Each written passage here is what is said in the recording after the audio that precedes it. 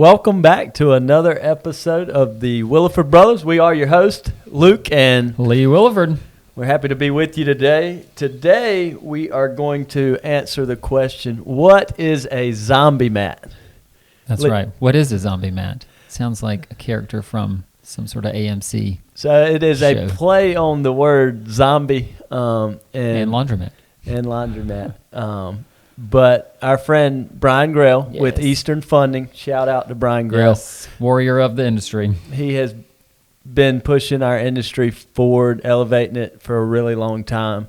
Great guy, one of the most energetic, positive guys you just want to be around. He's with Eastern Funding. We highly recommend. I've seen him jump onto a washer that is twice his height Oh, and jump off. He is fantastic, but I don't know the whole story behind it, so maybe we'll have him on the show one day and he can tell the whole story. But they actually trademarked the word Zombiemat. Yeah. So we want to make sure we give them credit for that. But Lee and I have been converting Zombiemats for a long time now. Over a decade. That's been our growth strategy, really, finding laundries that are just underutilized, underfunded. Yep, undercapitalized. So how does a laundry become a Zombiemat? Our industry has been known in the past, I think we've changed that over the last 10, 20 years, as just it's a commodity. If you have to go to the laundromat, you have to go to the one that's there, and they just run them in the ground. Yep. Half the machines are out of order. That was kind of the persona or the reputation our industry got. I mean, it's just a laundromat. You got to go. It's dark and dingy. There may be somebody there cleaning up. There may not be. Yes. But So most likely the laundromat that you have in mind is a Zombiemat. Half of the lights work. There is either concrete floor or VCT tile that has not been replaced in probably the past 50 years.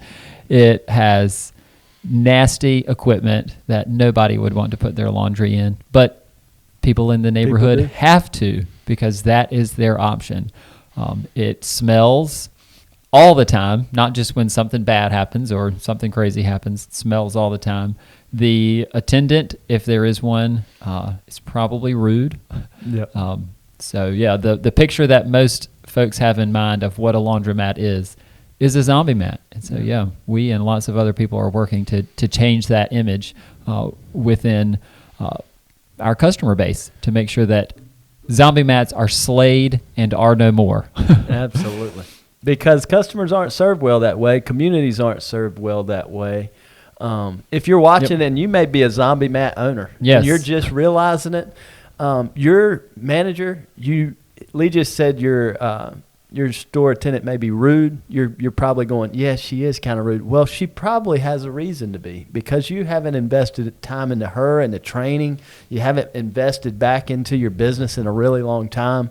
And you're thinking only about the money. Yes, that's right. And I think that's how Zombie you are your biggest customer, and that cannot be the case with a successful store. You got into the business to serve yourself. You're continuing to serve yourself. You're not reinvesting because you would have to maybe make that investment or sign that dotted line. Yeah, but when your mindset of who your primary customer is, that you exist to serve, transitions from you as the owner to the people who actually come in and spend their money with you to be rendered a service, things start to change.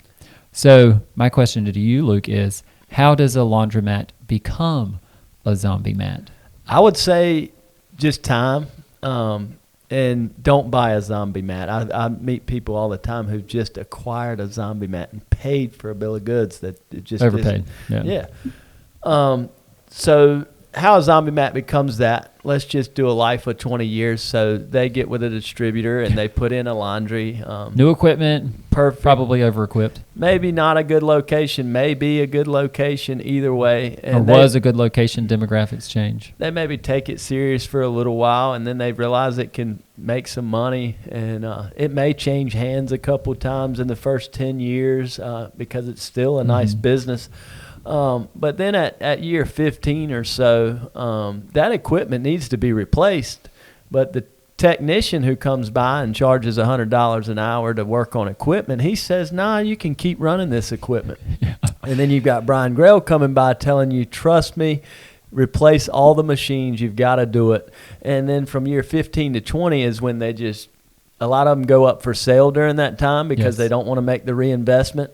The equipment's starting to wear and tear. It's not made to last but so long, although we have machines that are 20 plus years old. But to get them to extend the life, you've got to maintain them. But what happens is that the owner of the Zombiemat did not reinvest ongoing, and they don't have the resources to spend $300,000 to re-equip the store, and they also don't have the books to show financially a record of profitability. Yeah. That to a lender that they are credible for that. They may have great credit, but the lender's going to go, show me your books on your business.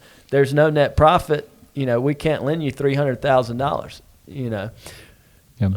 So then they look to sell their laundromat for $300,000. Absolutely. To somebody out there who might have access to such capital. And we just want you to know, if that person is you, don't take the bait.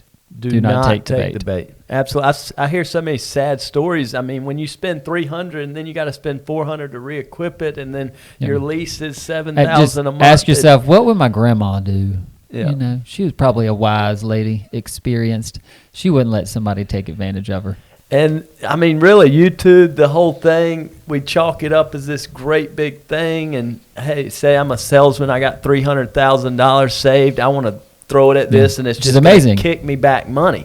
That's great that you've saved up those funds, but make sure to use it wisely, efficiently. Yes. If you do buy a Zombiemat, know that the only thing that you value in that acquisition is the infrastructure. That's right. What would it cost you to pull water, sewer, electric to that space? Yep. And the small bit of existing revenue, and you're eliminating a competitor. So if you put one down the street or whatever, that Zombiemat is most likely never going to completely die. Yes. It's going to continue. Well, that's the point. Zombies never die. Zombie-mats hardly ever die. Nobody closes. I mean, they just keep going. They fail, and they just continue to keep the lights on, and that's just what they do. So if you can snatch up that infrastructure, eliminate a competitor, and only acquire that if it's in a good location. Yep. But some are too far gone. A lot of times the infrastructure is also 50 years old. You'll want to replace the infrastructure. By that I mean plumbing, cast iron lines. That's I bought a Zombiemat. What do I need to do? Episode, I guess. What does somebody do who's just spent $200,000 buying $20,000 worth of laundromat? Well, you probably throw up to begin with. And then get yourself together and deal with reality. You don't realize it till you speak with me or you or listen to our podcast, because somebody's feeling it right now.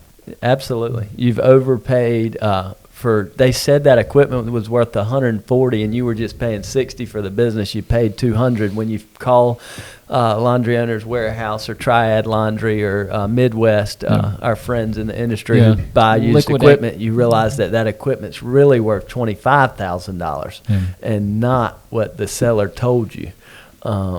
So just be very precautious in buying a Zombiemat. What you're buying is just the utilities that are in place, and the lease is so important. So if they have no lease, they have really nothing to sell, and the lease has to make sense. We as laundromat owners, operators, are an anchor tenant. We're sought after. We sign long-term leases.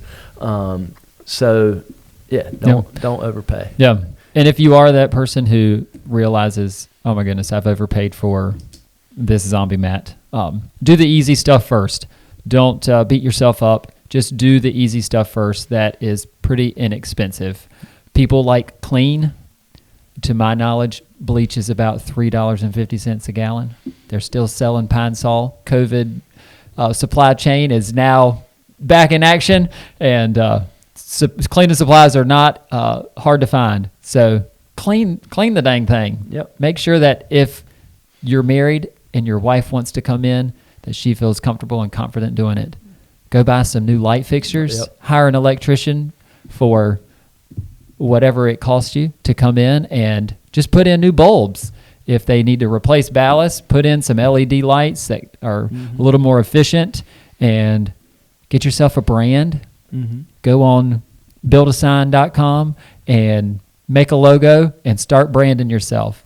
And slowly but surely, people will then remember, oh, I need to go to John's Laundromat instead of the other Zombiemat on the other side of town. Yep. And before you know it, 6 months, a year in, your turns per day have increased.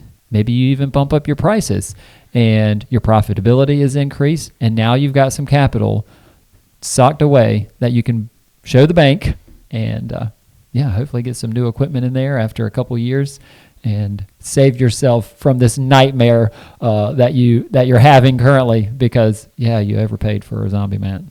Well, that was gold.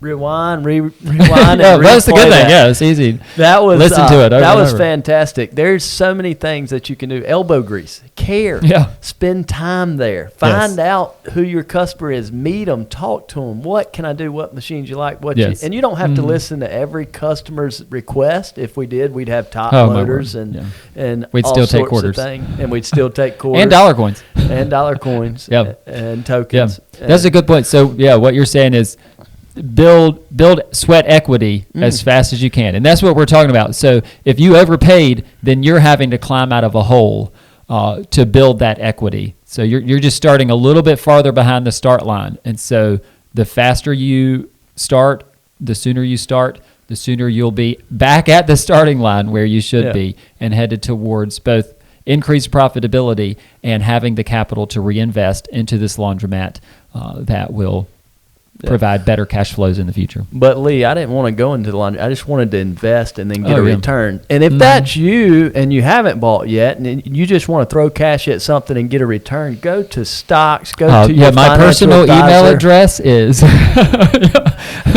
I'm serious. If you just want to invest and get a small return, Coinbase, buy you some cryptocurrency. Yeah, I don't understand that stuff, but just buy real estate and rent it. Don't get in the laundry industry. Yeah, don't get into the laundry industry. Yes. It's we are creating, we're building a wall, and you're going to have to get through the gate. And there are, fortunately, better gatekeepers these days who are very intentional about elevating the standard of excellence within our industry. Yeah. And if you're just going to buy something so that you can put $500 a week, a month in your pocket, we don't want you. Yeah, and it's because the communities, they don't deserve that. You are your primary customer, and that's not how we're made to operate. Yeah, the money takes care of itself when you go above and beyond. We're raising the bar, and we want to do that throughout the industry. You may be listening and say, well, I've realized through this episode that I own a Zombiemat. Well, call the finance companies, do whatever you got to do. If you don't have the means to borrow, do exactly what Lee said just a few minutes ago. Buy Clorox, paint the walls. Lee and I painted a lot of our stores. Buy one machine. The distributor, they will sell you one machine at a time. I promise. Put the biggest machine right up front and slowly grow. See what happens. Clean behind your washers. I mean, things that are very inexpensive. Add a television. Keep it clean. Put some music in there, atmosphere TV or whatever you want to do. Do something. And people ask about marketing a Zombiemat. I'm like, what have you got to market?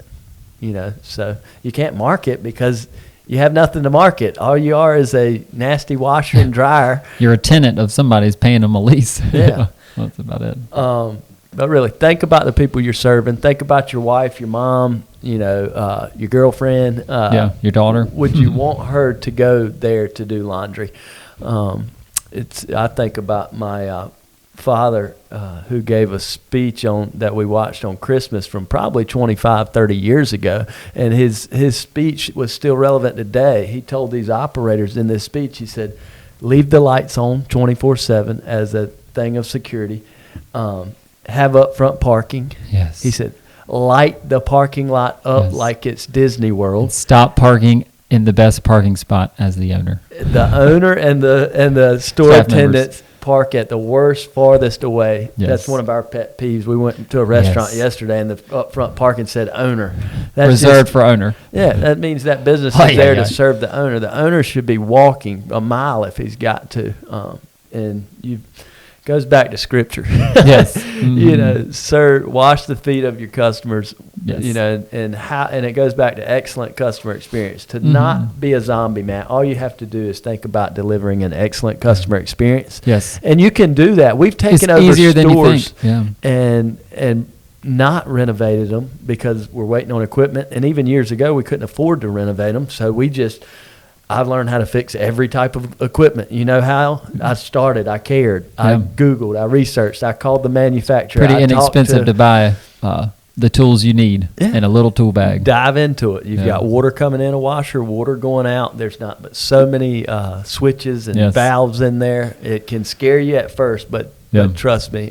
That's how you start at the bottom with that snowball I talked about one time. And you slowly start pushing it up the mountain.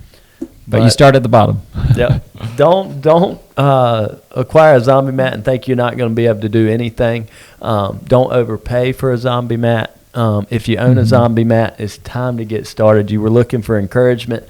And what I've found is action creates motivation, not motivation creates action. So you've got to take that first step. Leave watching this video wherever you are.